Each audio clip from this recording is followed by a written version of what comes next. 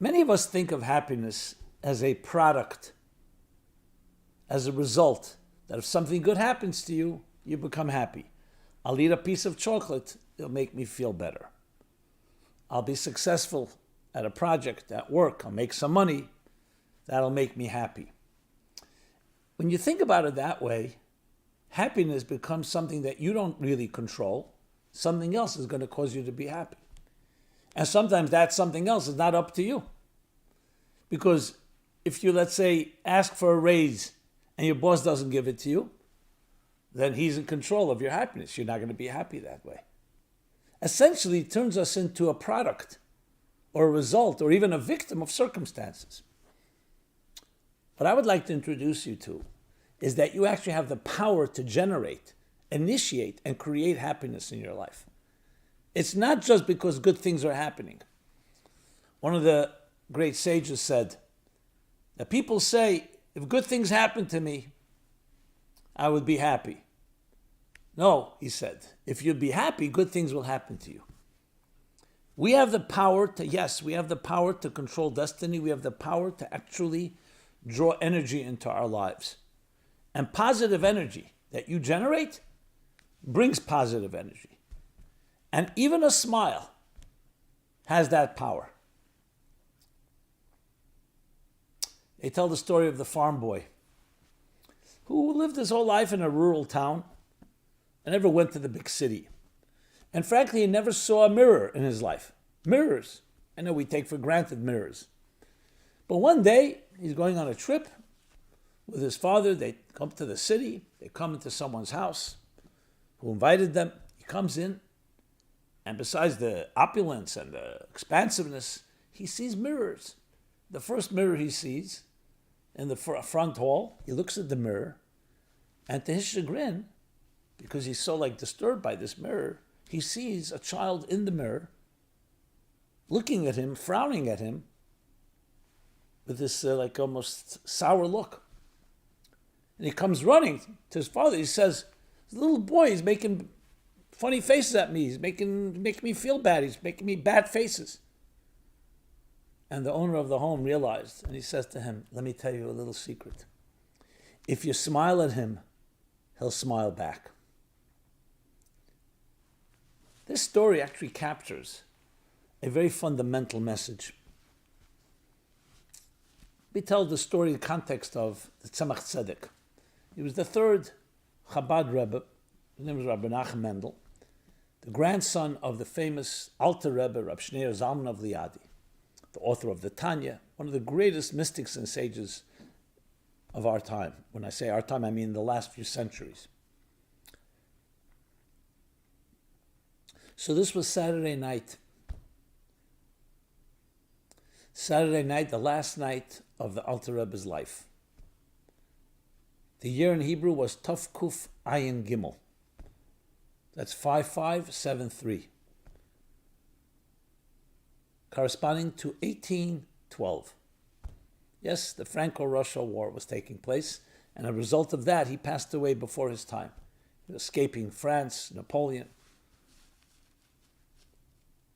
It was Saturday night, and that Shabbos, that Saturday, because of the travels and because of it all wearing him down, it was very clear that he was coming to the end. So it wasn't a very pleasant Shabbos for them. Tzemach Tzedek, his grandson, was with him. It came to the evening service at the end of the Shabbos, of the Shabbat. Tzemach Tzedek led the service, but because he saw his grandfather's grave situation, it was very difficult for him to keep a positive tone, even though one has to keep positive, especially on a holy day. So it was clear that he was very sad as he led the prayer service. After he finished, his grandfather called him over and said to him, "I heard from my teacher, Dov Ber of Mezrich, the Maggid of Mezrich. I heard from him that the verse in the book of Ezekiel that says that the face you show to above is the face that you get in return. It's a mirror image. When you smile, you will get a smile in return. If you show a sad face, you get a sad face in return. Basically telling him that's your attitude that will define your destiny. Now, the Tzemach Tzedek documents this in the letter. Within a little while later, probably an hour later, maybe even less, his grandfather passed away. But that may have been the last thing he said to him. Last thing he ever uttered on this earth, actually. It says he made Havdalah, the prayer that you say after the Shabbat, and after that he passed away. And he goes on to explain that what happens to you in life is not just what happens to you. It's your attitude to it. We can't control the circumstances, but we can control our attitude to it, how we navigate. And when you navigate with an upbeat attitude, with a smile, you generate energy in return that smiles back at you. Like in the story with the farm boy. It's a mirror image. Today there are studies that actually show that a smile, a very physical contortion of a smile, and some say even a fake smile, actually affects the brain. And what does it do? It generates and releases tiny molecules called neuropeptides. And then following that, more neurotransmitters, including what has now become very famous, dopamine, serotonin, endorphins, which are actual chemicals that affect us, both in relieving stress, in lowering pain, and other effects. Yes, a smile.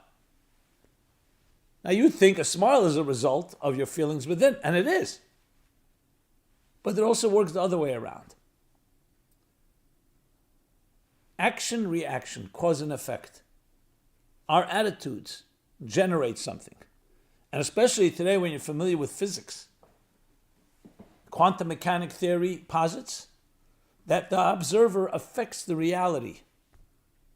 So it shouldn't surprise us that the way we look at things affects the molecular and atomic and nuclear structures around us. And we see this, in fact, when you meet somebody and you smile to them, it has a simple effect. It says, as the face is reflected in water, so too one heart's reflected in another. They say it even if it's a fake smile. I mean, that probably needs more research.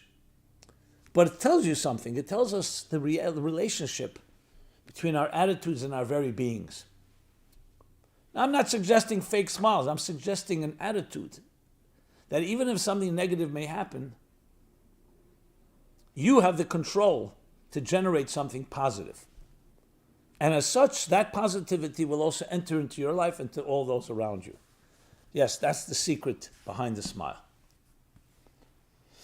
And the secret to happiness. Now, God should bless us all, and every person should have only good things in their lives. Beautiful experiences, joyous ones, celebrations. But we all know in life there will be setbacks. There will be moments.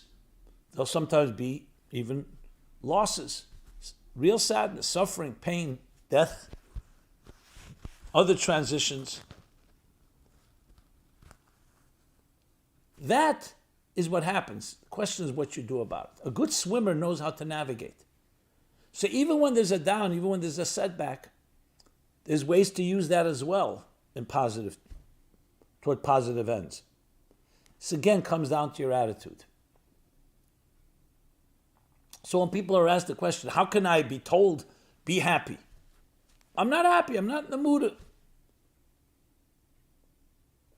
How could you regulate emotions? You can tell me I shouldn't act in an unhappy way, but my feelings are not that way. But feelings are a result of your attitude. And you could control that.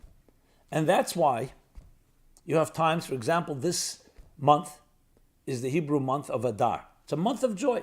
And we're told this is a month that we should increase in joy. But you'll say, 1 second, I don't have joyous things happening. You're not a victim. You're not a product of things. No matter what happens, you can initiate it with your attitude. Don't ever underestimate that. I'll just give an example. My own personal life, I think I've shared the story in the past. When I was younger, I suffered from terrible allergies in the allergy season, the hay fever season, as they call it, ragweed. mid-August through September. So the most beautiful day that everyone loved, the breeze, the beautiful day was for an allergy sufferer like myself and so many others, was miserable. Now, not necessarily life-threatening. It's just your whole plumbing. Your nose would run, your throat would itch, your eyes would itch. Just your whole system. I once had a semi-asthmatic attack, and I had to be given some medication that opened up the channels. After that, I went to a famous allergist. His name was Dr. Redner. And he gave me the classic tests, the scratch tests, ragweed, dust, a few others. And both the dust and especially the ragweed all swole up. They all blew up because I was very sensitive. And I had an attack right there in his office. Started sneezing. It was difficult for me to breathe. He came and gave me an injection of something, and everything cleared up. Couldn't believe it. Middle of the summer day, clear, beautiful. Everything clear passage. So I said to him, "What did you just give me?" He said, "That was a shot of adrenaline." Adrenaline?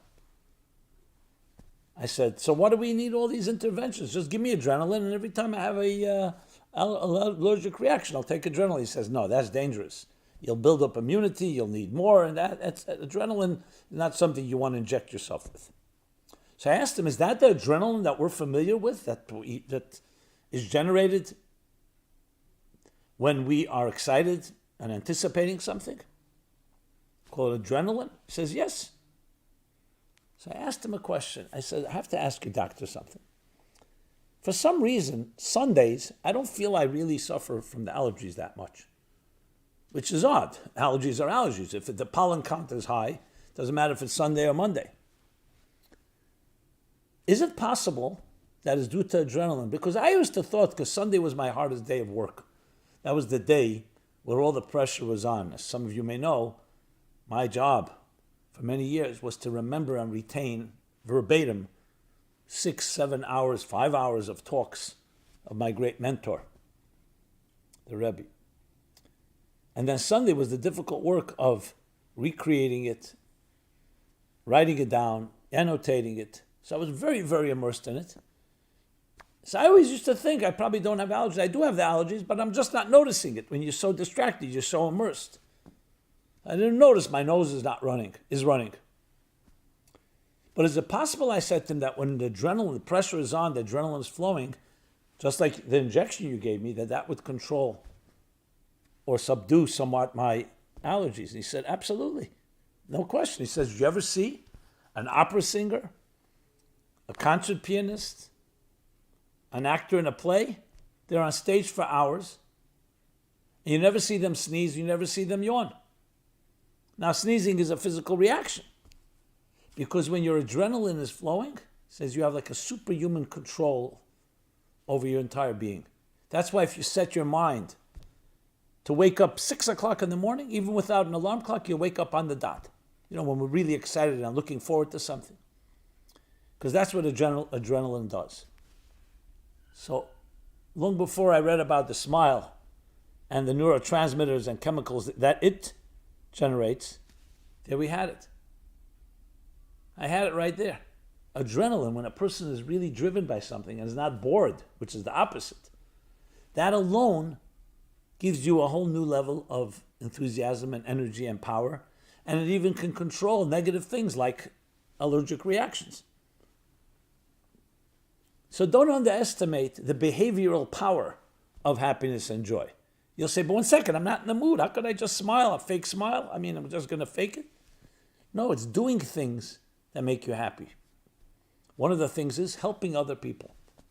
Generally speaking, when you're focusing on your needs, especially if you feel you don't have all your needs met, it's only a source for misery.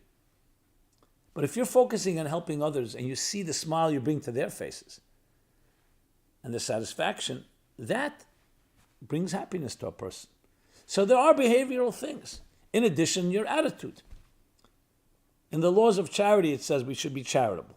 But then it says charity can be given on many levels. And one level is you give it with a smiling face.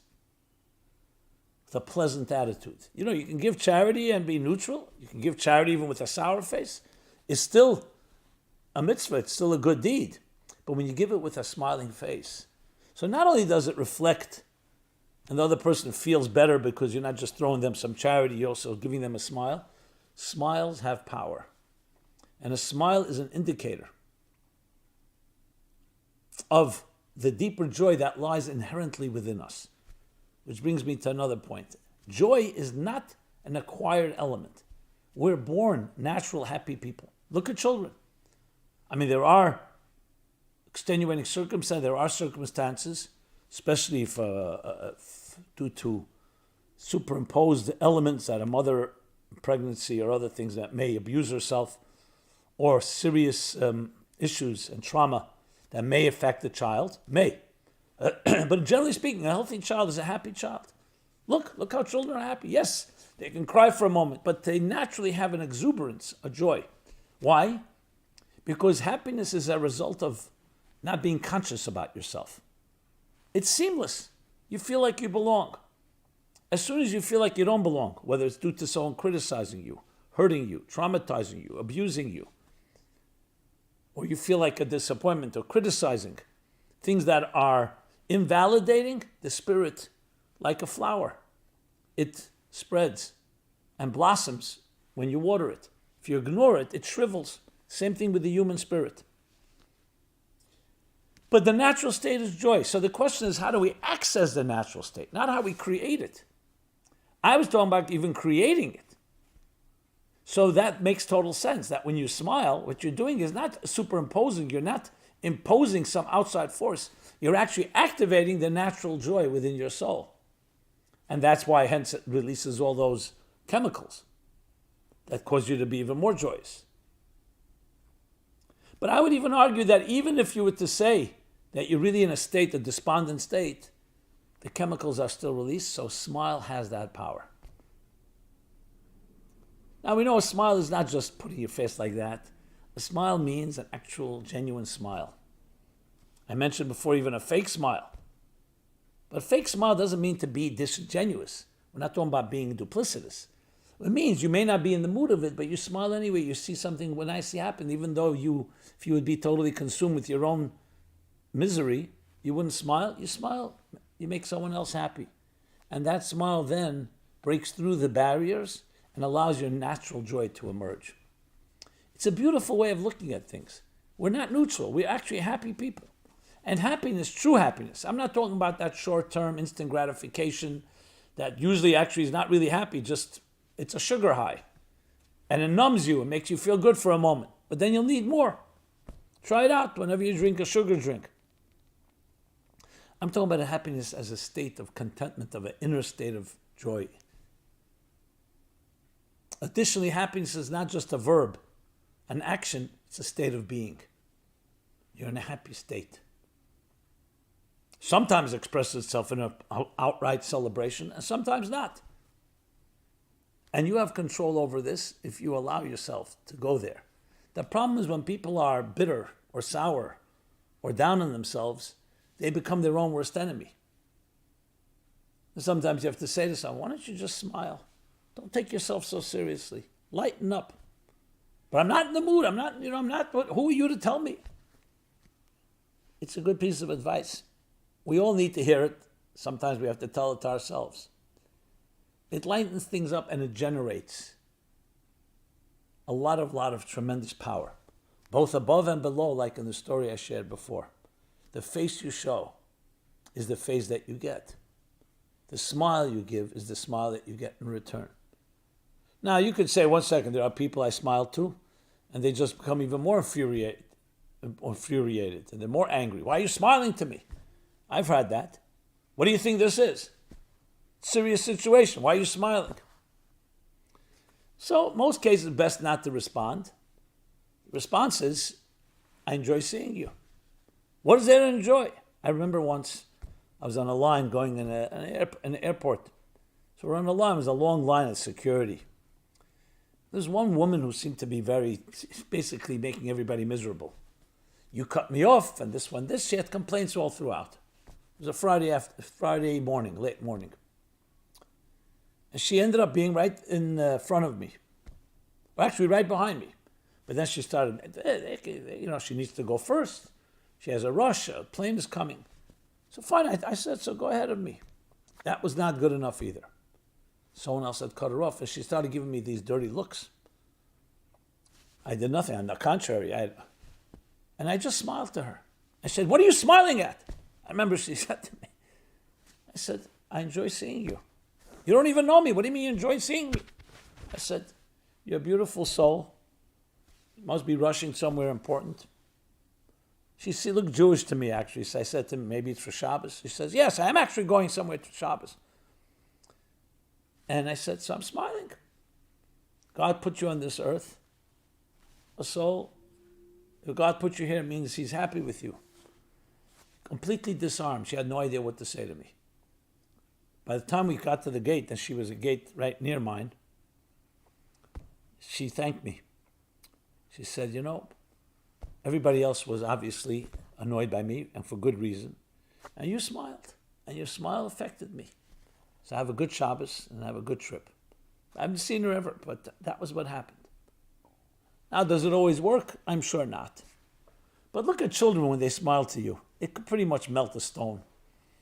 And if someone is not melted, I said, like a face of a person is just like a face is reflected in water, but you have to be a person. You have to allow your humanity to shine forth. That's why it's possible that you can look at the water and not reflect, because you're not allowing your humanity to shine. Let your humanity shine. And it's actually divinity. And the smile reflects it, because at the end of the day, joy is ultimately the celebration of the divine, of the transcendent, of the sacred. And I don't mean that in any religious sense. I mean in the transcendent. The smile of transcendence. Not to take yourself in your petty little details, or even if that's not petty, the mundane matters of this world, and allow yourself to look at life around you. Breathe in the air. Look at a mountain. Look at the horizons. Look at a sunset, at a sunrise, at a flower. And you see divinity. You see infinity in the palm of your hand. Eternity in an hour. You see beauty even in a petal of a flower. Everything comes alive. That's what a smile does, and that's what joy does. It reveals the inner vibrant energy that exists within us and within everything around us. And I would say, yes, smiles would also affect nature itself. That nature smiles back at you. And this is in our control. One of my favorite sayings I heard from my father, from others, there are three types of people. People who make things happen, people who watch things happen, and people who ask what happened. We have the power to make things happen. We can generate, we can initiate proactively. And that's our power, to bring that energy into our lives and into the lives of others. Smile more, laugh even more. Even there are situations, obviously, it has to be done with a certain discretion. There's an expression to celebrate within awe. Sometimes the celebration has to be packaged based on the circumstances. But there should always be a certain level of inner joy in everything we do, in everything that we are engaged with. Because joy reveals energy. That's what ultimately joy is. It opens up and unpacks the layers that sometimes are trapped in the outer layers of material existence. That's what joy does. It pierces, breaks through all boundaries. So may you and all your loved ones and everyone around us be blessed with joy. And even when the situation seems to be challenging, smile anyway. The smile can change the world. Your smile can change your life. Your smile can change the life of everyone around you. And imagine if we all had that attitude. The mirror effect. Mirror neurons. That my neurons are mirrored in yours and yours in mine. And when it's with a smile, then those neurons will smile back at us. Everyone be blessed with a very joyous month, a joyous year, a joyous future, a joyous life. And remember, you have much control in this area. The secret behind a smile, how to be happy. Thank you so much. This has been Simon Jacobson, Meaningful Life Center, meaningfullife.com. Please check it out. Our website and our YouTube channel. Please subscribe. Please share. Share the smiles. Pay it forward. Love to hear your feedback, your thoughts, your comments. And be blessed and be happy. An inner and outer happiness always will open up more and more channels of blessings. Be blessed. This program is brought to you by the Meaningful Life Center. Please help us continue our programs. Make even a small contribution at meaningfullife.com/donate.